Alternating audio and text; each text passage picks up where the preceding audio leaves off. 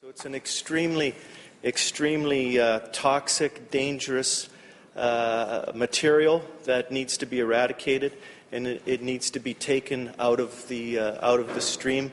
Modern technology has certainly replaced asbestos with other formulas that are equally as good in fire retardant and fire prevention, and that's the direction that we need to go. So many workers in industry then and today are still being exposed to it. Some by accident will come by asbestos, not understanding that it's asbestos, and will be exposed to it. A lot of workplaces have been tested and have been found to have high degrees of asbestos in there because of insulation that has broken loose and broken open, and the particulates will float through the air. It became apparent to both the company and the union that asbestos was going to be a problem, and that we should be doing something about it. So with that, the safety committee delegated myself and Ike Bossy, my partner, to do a catalog all uses of asbestos, and we identified with the company what we were doing. At that time, we started cataloging all the uses and applications of asbestos. We started up in Warfield, and we got about 2/3 of the way through the plant when Kenny Giorgetti and Guy Downey called us in, and we had a meeting with the company, and they put together an asbestos removal program at Cominco. Worked in concert with each other. In fact, put together how we were going to do it and who was going to do it, and they established an asbestos removal crew. It was very proactive.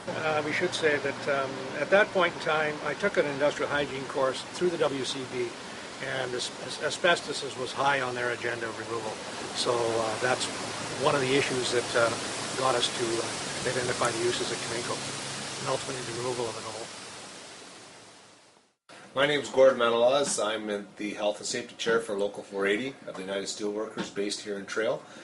One of the biggest problems I see with our asbestos program is the amount of exposures we continue to have on our property. This is not a problem that developed 50 years ago and we've gotten rid of it and now we're having lung problems or lung diseases. It's a problem that is ongoing on our property as well. In my opinion, we haven't done a very good job of managing our asbestos program. Up until now, we've sort of adopted a program of just to fix and not remove.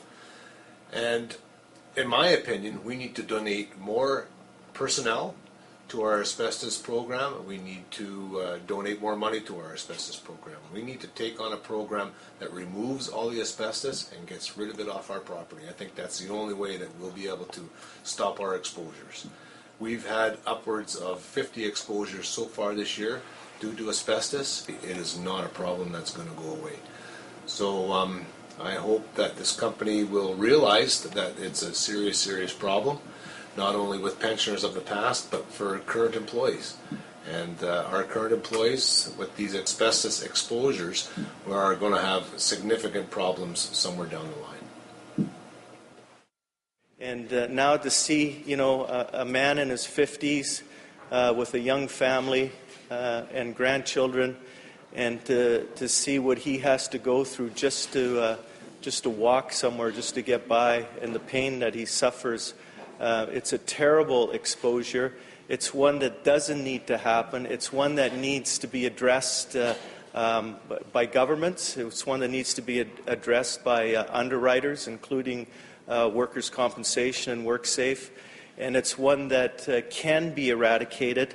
It takes an effort. It's going to cost some money, but at the end of the day, the cost to humanity and the cost to society on just the quality of life that you're going to give to people who should be gardening and playing with their grandchildren, and instead they're debilitated, they can't breathe, they're coughing, they're bringing up fluids, including blood from their lungs, and it's a very sad exposure to the families and to the people themselves and to the grandchildren that no longer have the quality of life with their grandparents because of it.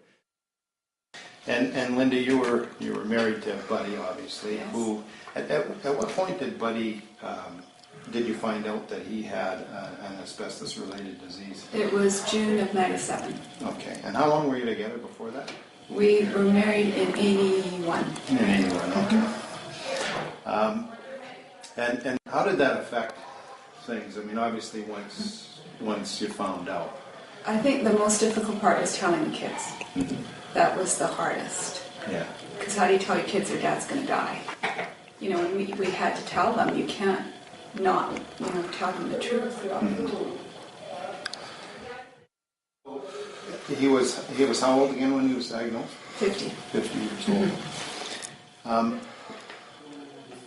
From the time he was diagnosed until things really got serious. When he passed away, you mean? Yeah. He passed away in 2000, so 3 years. 3 years. 3 years, and that quality of life was absolutely horrible.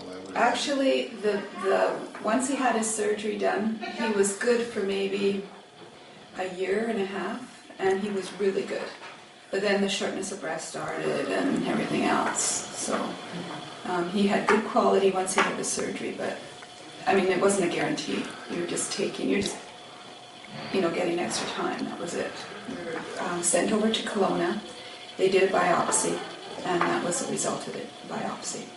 Okay, and that was mesothelioma? Yes. Okay. We got a Christmas card at Christmas addressed to Bud, which I absolutely flipped out on after he passed away. So I had to do some detective work to find out who sent it. So that was upsetting for me, but the reason I did it was because I didn't want somebody else to have to go through the same thing, because it's very upsetting that somebody that you worked for wouldn't know that. Yeah, after all those years. That you know what, that just is incredible to me. That It they is. do that. It is. And it's not we were not in a big town. I had got, Gail Heslop. She came with me when we had to sign papers and everything to Kaminko. And one of the papers that I had to sign was saying that Kaminko was not responsible for what had happened to him. And I looked at them and I said, "You got to be kidding me. I have to sign that piece of paper saying that you guys didn't do this? I would not sign." They said, "Well, then we have to hold his last paycheck." I said, "You can have his last paycheck. I don't care. But I will not sign that piece of paper." That's incredible. It is That incredible. Is absolutely incredible. And they'll deny it, I'm sure. Yeah. They'll deny it. But that's the honest to goodness truth. Because Gail was with me, and she says, "Oh, maybe you should sign." I said, "I'm not signing. For what? When it's a lie." It's... these are good people. Yeah. They worked hard for the company to get it where it is now, and you're just abandoning them. I just don't get it. I don't get how they're